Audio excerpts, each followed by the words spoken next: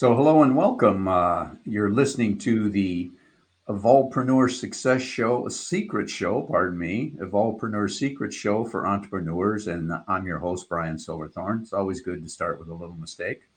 So, my mission, as always, is to help entrepreneurs make a difference with their business and to navigate the often messy worlds of startup growth and relaunch. And today we're going to dig deep with our guest and get you some great concepts and strategies to fast track your business. And our special guest today is Gill Tiney.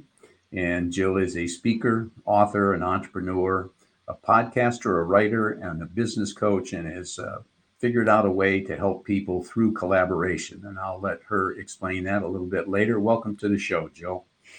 Thank you, Brian. It's been an absolute pleasure to be here. Thank you for having me. Good, good. So you've got a great extensive bio here, lots of good things that have happened in your life. So why don't you start us off with your origin story and let everybody know how you got to where you are today. Well, I think the answer for most people when they've done quite a bit in their background is hard work. It always starts that way. I've had nobody to kind of help me up along the way. I've had no family that inspired me to be a business owner. My dad was a docker. And as a child, I used to say to my mum, when I grow up, I'm going to be a docker. She's like, don't be silly. Only men are dockers. I said, well, I'll be the first woman docker then. And it was like, that's the attitude I've had going through my life. Well, why can't I do that? I'm going to do that. So I tried lots of other things that I knew didn't work for me, like local government. That was a life experience. Then I've been a teacher in primary schools, and then started my own business with my husband back in '88. And my world opened up totally when we had a business coach, and he told me that he heard from other people how much I was helping them. And he said, how many people did you help last week? And I was like, well, there's that one and there's that one. And oh, hang on. Yeah, quite a few. He said, why don't you go and get paid for it? I was like, whoa. And I was a square peg in a square hole all of a sudden. Although I'd been working in a business, it was stationary. Yeah, I can't get. I know some people love a stationary catalogue, but it doesn't do it for me. I liked working on the business, and I liked helping people. So once I knew that I could leave that business jogging along and keep an eye on it and go into it and look at the marketing and communication, and then go off and start another business that was all about helping people, which still runs today, Steps to Success. It was just, I was in nirvana. I absolutely had a whale of a time. And that was my beginning to go, and what else is out there? And that was where I started from. Interesting story. We're a little bit kindred spirits there because when I was running a very successful business, other business owners would come to me and ask for help. And one of them, about the third time he asked me for help and it worked, he said, I feel guilty. I should be paying you for this. And I went, now there's a concept. There you go. So that's how I transitioned into coaching. So I understand that journey. Yeah. So what do you like best about what you're doing now? Well, now it's kind of morphed into looking after people generally, in that we have a community called Collaboration Global. And what I didn't realize for many years is that my so-called genius or my innate talent, and I think everybody has something in them that is just the natural thing that they do, that they think everyone can do that. Where in reality, nobody quite does it the way that you do it. So my innate talent was connecting people up and working out that, you'd be really good with you. And if you came in and did that, and everyone's like, what? Oh, I hadn't seen that. Oh, what a brilliant idea. And I love that penny dropping moment. It's a bit like when I was a teacher and you've got the children and you're kind of leading them down this path and they get it for themselves. You don't have to give them the answer. They just see it in front of them. So I connect wonderful people up that are sharing a similar purpose. And by being in a community like Collaboration Global, they have an opportunity to kind of be bigger than they are on their own. There are so many people in silos, entrepreneurs now that are working so hard, but they're all on their own and they need to be able to learn how to ask for help and learn how to get the right people around them and get the mentors and the coaches and the supporters and the fans so they can make their passion and their whole purpose known to a global audience, really, because now we have the technology. I mean, back in 2007, 2008, it was a different world, wasn't it? Yes, it was very, very different. But the world has always been the same. And one of your greatest steps to success is to surround yourself with a lot of smart people that do and love the things that you need, but don't necessarily do and love yourself. So this is a great concept that you have. And with all those people that you help, what do you think the best piece of advice is that you've ever given any of them? Oh, that's a really good question, Brian. My go-to answer is do things with love. If love is the foundation of everything you do, it's your superpower. So rather than gain a bit of business by pinching it off of somebody else or steal somebody's IP because it seems like a good idea without creating your own or even asking permission to use it, or do things in an underhanded way just so you can make some money, come out of that scarcity mindset and move into the mindset of abundance where you want to help as many people as you can. Give stuff away for free. There's enough information out there anyway. People can Google anything they want. But if you are the person they want to work with and they get to know who you are, if you're sharing stuff with love and supporting them and helping them, they'll come to you and say, so how do I pay you now? How can I do this? So it's a different mindset around gaining more business. It's not, generating leads and having lists and goals and it's all intense. It's about how can I help you? What can I do? So I think if everything is based on love, if you are following that guideline, then you become the magnet and business starts coming to you. Yeah, the magnet is a key word. If you can figure out a way to attract people to you rather than chasing them down, it's a whole lot better. Yeah. So I looked on your website and noticed you've got a pretty good group of folks there with that are collaborating with you. So what does your ideal collaboration client look like and how do they find you? Well, people that come to the community, it's the same when I help people write their books. It's like they've got something burning on their heart. They've got a purpose. They've got a mission that they're ready and they just need more help and support. So a lot of people can't collaborate effectively unless they have understood who the hell they are. If you understand what your limiting beliefs are, what your triggers are, all of those kind of personal development basics, then you can go into a collaboration really effectively. But if you haven't done that work on yourself, you're going to fall at the first hurdle. So people come and they've got this passion, but they don't know where to go with it and how to fulfill this purpose. So we teach them about the personal development. We teach them to put that into their business when they understand those things. And then from there, they can then go on to collaborate more effectively. So it's a teaching space as well as a supporting, okay, now you're doing this. Now we know your purpose. Let's put you on the podcast. Let's get you in the publication. Let's put you in front of an audience. Let's see what you're like when you're doing an online course. Let's help you get that done. So we can do this kind of full circle support. But first and foremost, you kind of got to have that in your heart. And if people come to the community and they go, I love this energy. I love what's going on, but I don't know if I know what my purpose is. And I'm like, so long as you want to help people, come to us and we'll find out what that is. And that's usually connected to what your talent is, what your genius is.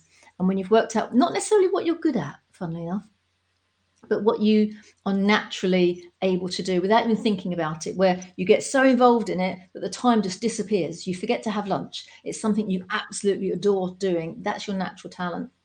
Right. I agree very much with that. And I notice you've got a pretty extensive social media presence and you've got your podcast and that sort of thing. Are those the formats that allows your ideal clients to find you? Yeah, I mean, without spreading yourself too thin, and I think we all get guilty of that sometimes, find the one space where you want to be known. And for me, one of my talents is writing. So I use LinkedIn. So that's my one space, but I have presence everywhere else. As you've probably worked out, I love having a natter as well. So for me to do a podcast is pure joy. So for me to put that podcast up there, it's like, I do it for nothing. It's one of those things. And I love writing, hence we've got an online publication. But for me on a daily basis to have my sales funnel, and I don't like using that kind of terminology because it makes me think of a sausage machine where you're taking a person and you're feeding them through and they're coming out the other end. It's just being that magnet again, as we said earlier. If I'm on LinkedIn and I'm daily 4 days a week, putting something out, if it's a video or if it's a bit of a podcast or if it's just my thoughts or if I'm having a rant like we do occasionally. And I'm just telling people, and they kind of get attracted to, yeah, she's talking a bit of sense. I like what she says. That sounds really interesting. Then we invite them to one of our monthly meetings and they get to feel the vibe, even though it's online, because we used to do these face-to-face and hello, COVID came along.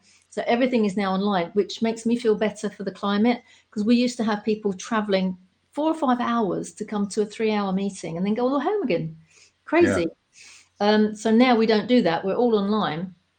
And LinkedIn has kind of helped people to see that this might be a kind of community that I'd like to feel. And they still get the energy, even though it's online. I mean, we had a meeting on Tuesday and there were about 3 people with the tissues out because it was quite an emotive subject. And I'm like, if we can create that without actually having to hug each other or being in the same room, then it's something special. And by having those people come into that space, they know that it's a safe space. It's founded on love. They can fail. They can fall over. They can make a fool of themselves, but we're there to pick them up again, to support them, to challenge them, because that's only fair. But it's in a nice, it's tough love. And then to help them take the next steps, whatever those next steps might be for them. And they're different for everybody. There's no one size fits all. If you're going to go to a webinar or anything and somebody's saying, do this, do this, do this, do this, and you'll get a 6-figure salary, not going to happen. It's not going to happen. Everyone has got a different business, different market, and different audience that they want to hit and talk to. So you kind of really got to realize that there's different ways of doing it. And the best way of doing it is when you find out what works for you. And there's lots of different ways of finding that out. Good. Yep. Excellent advice. So are you through LinkedIn and through your podcast and whatever, are you attracting enough folks to pay the bills, to put it crudely? But, we all want to help people, but it's also necessary to make the money that we need to keep ourselves going, our businesses going, do good things in the community, that sort of thing. Yeah. Yes and no. Is the answer. I'm fortunate enough that I've been around for quite a few years, so I've still got my business that started in '88, plus several other businesses that are on the go that are different forms of income for me. So I have the luxury of not having to panic about, I need more members, I need more clients, I need more. It just kind of comes to me naturally. So I'm not building this business, which has only been around since beginning of 2020. Quickly. I'm really happy for it to happen organically, because ultimately for me, the community at Collaboration Global is more of a movement around how we can see business in a different format. It's business from a place of love rather than fear, scarcity and competition. So am I making an income from that community? Yes. Is it enough? Well, I want to make billions from it, to be honest, Brian. So I would say at this moment, no. But I don't want to make the billions. I want to have billions in the community so that we then have access to funding and we can go and help more people. Yeah, excellent approach. So do you have revenue goals for the next 12 months, as many entrepreneurs do? You're not going to like this answer. I don't judge the answers. I just learn from them. I don't like goals. Okay. I kind of feel like I don't want to put a price on someone's head. What I generally do is probably 3 times a year, I will sit there and list, wouldn't it be nice if, wouldn't it be lovely if, and I will write all that down and I'll put it in a piece of paper and I'll put it somewhere.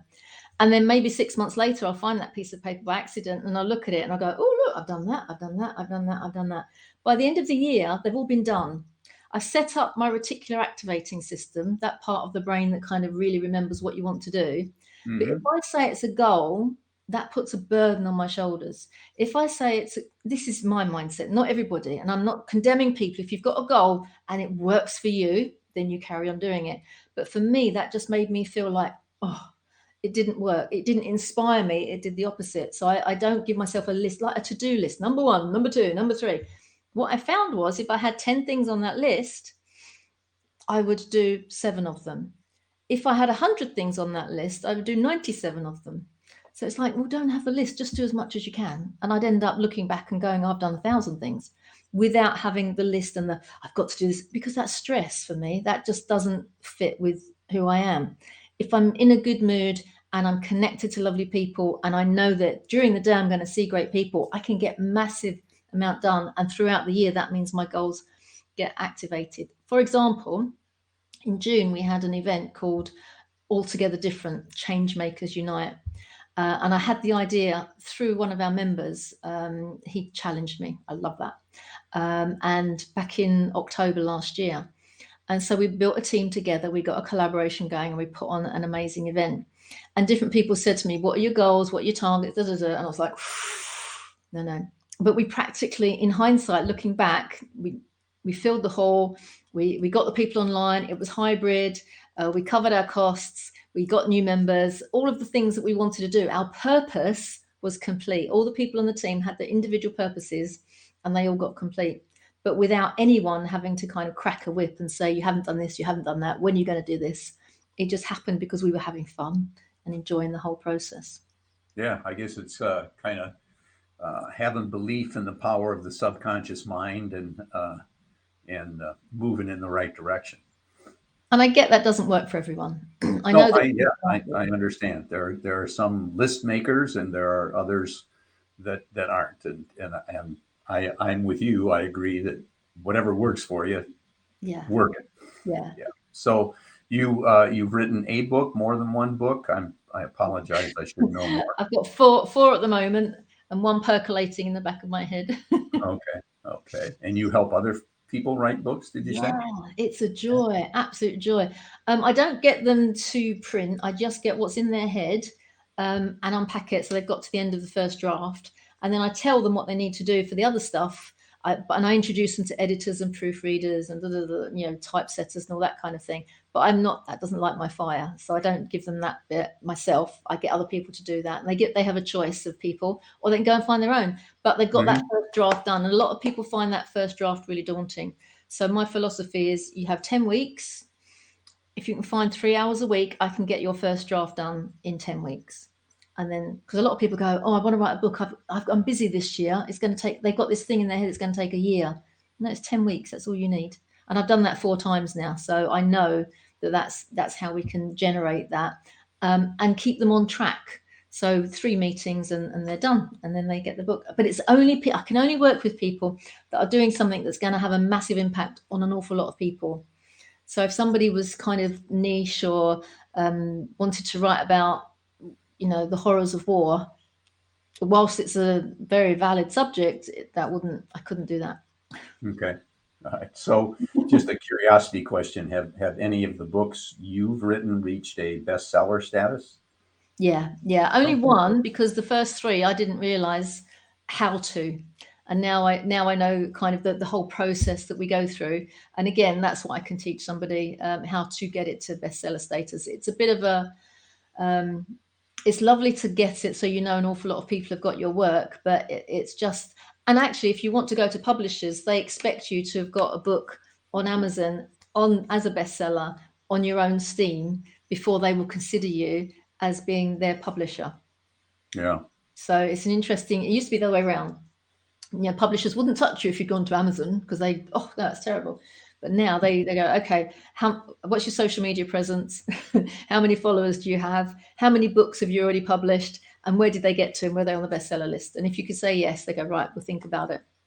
Yeah, nothing's easy, I guess, out there. It's just figuring out the system to make it work. Yeah, exactly. So we've touched on a number of very interesting things today. Have you got any final thoughts? Any question that I should have asked that I didn't that you'd like to answer? I think the life is too short to not do what you're enjoying. So if you're not sure what your innate natural talent is, it might be art, and you don't necessarily want to turn that into a business. You want to make sure that it's in your life so that you're having fun and your business is where your income comes from. But find out what it is, because it feeds your soul. And if you're lucky enough to feed your soul while you're earning money, awesome. That's the best way to be.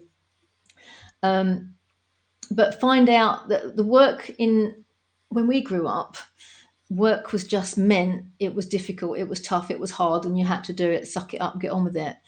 Today's world, you don't have to do that. You can truly, genuinely have a good work-life balance.